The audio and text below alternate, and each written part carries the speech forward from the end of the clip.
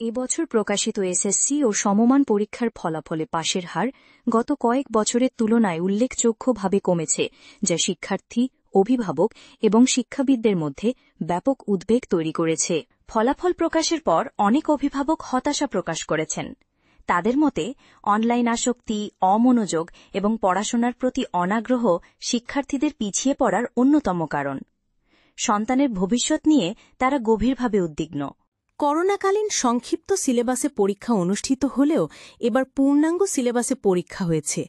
দীর্ঘদিন সংক্ষিপ্ত সিলেবাসে অভ্যস্ত থাকায় শিক্ষার্থীরা পুরো বইয়ের ওপর প্রস্তুতি নিতে হিমশিম খেয়েছে।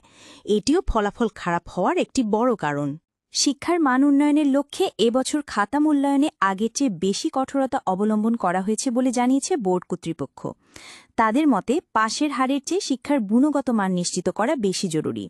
এর ফলে ঢালাওভাবে নম্বর দেওয়া প্রবণতা কমেছে এবং যোগ্যরাই ভালো ফল করেছে।